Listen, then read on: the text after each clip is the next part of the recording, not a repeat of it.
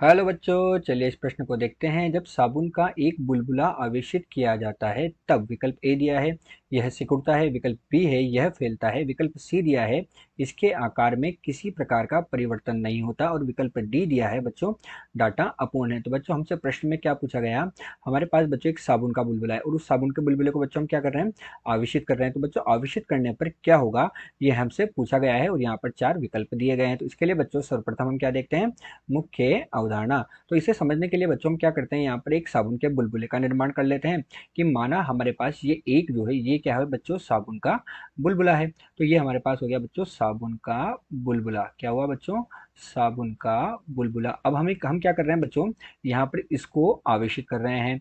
तो माना हम इसको बच्चों क्या कर रहे हैं, धनावेश दे रहे हैं या ऋणावेश भी दे सकते हैं। तो माना हमने इसको क्या दिया बच्चों, धनावेश दिया। धनावेश देंगे बच्चों तो ये इसकी सतह पर एक समान रूप से वितरित हो जाएगा, क्योंकि हमने कैसा माना है, इसको गोलाकार माना है और इसको दिया गया जो आवेश होता है वो दिया गया आवेश उसकी सतह पर एक समान रूप से वितरित हो जाता है। तो बच्चों हमने मान ली कि इसकी त्रिज्या हमारे पास क्या है, R1 इसकी त्रिज्या है। अब बच्चों साबुन का गोला है, इसको आवेशित किया। बच्चों आवेशित करने पर हम क्या देखते हैं कि हमने इसको धनावेश दिया है, तो एक समान रूप से जो आवेश होता है उनके बीच में क्या होता है बच्चों, प्रतिकर्षण होता है। अर्थात हम क्या कह सकते हैं कि धन तथा धन आवेश जो है दोनों हमारे पास बच्चों क्या है, धन और धन आवेश जो है इनके बीच में क्या होगा बच्चों, प्रतिकर्षण होगा। अगर हम ऋण आवेश देते तो उनके बीच में भी क्या होता है बच्चों, प्रतिकर्षण होता है। तो यहाँ पर धन और धन आवेश जो है इन दोनों आवेशों के मध्य क्या होगा बच्चों, प्रतिकर्षण लगेगा। अर्थात क्या हो रहा है बच्चों कि अगर हम सतह को कुछ इस तरह से देखें, एक सतह ले लेते हैं बच्चों की ये हमारे पास सतह है, यहाँ पर भी धन आवेश है, यहाँ पर भी धन आवेश है।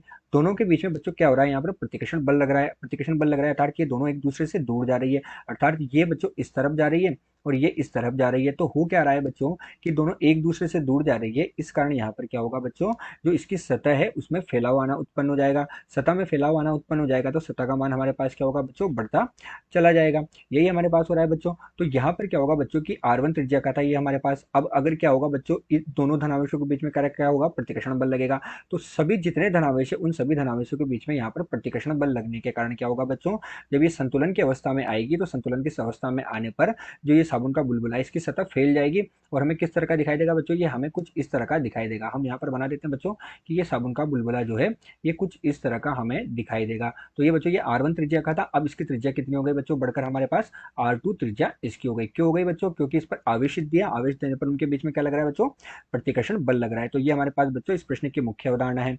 अब मुख्य अवधारणा के आधार पर बच्चों हम प्रश्न का हल देखते हैं। तो बच्चों प्रश्न के हल में हम क्या देखते हैं, प्रश्न के हल में बच्चों हम लिखते हैं कि जब साबुन के बुलबुले को आवेशित किया जाता है, हम लिख देते हैं बच्चों यहाँ पर, जब साबुन के बुलबुले को जब साबुन के बुलबुले को आवेशित आवेशित किया जाता है किया जाता है तो आवेश जो होते हैं, आवेशित किए जाने पर आवेश बुलबुले के बाहरी सतह पर, आवेश जो होंगे वो क्या हो जाएंगे बच्चों, आवेश जो होंगे ये आवेश बुलबुले के बाहरी सतह पर एक समान रूप से वितरित हो जाते हैं। तो हम क्या लिख देते हैं कि बच्चों की आवेश जो है ये बुलबुले की बाहरी सतह पर एक समान रूप से वितरित होंगे। तो आवेश बुलबुले की बाहरी सतह पर, बुलबुले की बाहरी सतह पर एक समान रूप से वितरित होंगे।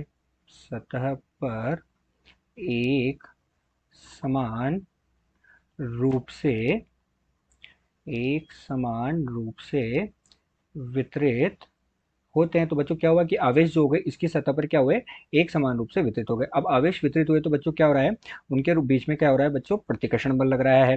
तो एक समान रूप से वितरित होते हैं तथा प्रतिकर्षण बल के कारण क्या हो जाते हैं बच्चों, यह सतह एक दूसरे से दूर चली जाती है। तो के कारण प्रतिकर्षण के कारण क्या होगा बच्चों, प्रश्न में हमसे पूछा गया है कि प्रतिकर्षण के कारण जो ये हमारे पास बुलबुला है इसकी सतह है, तो प्रतिकर्षण के कारण जो होती है बच्चों सतह में फैलाव उत्पन्न हो जाता है।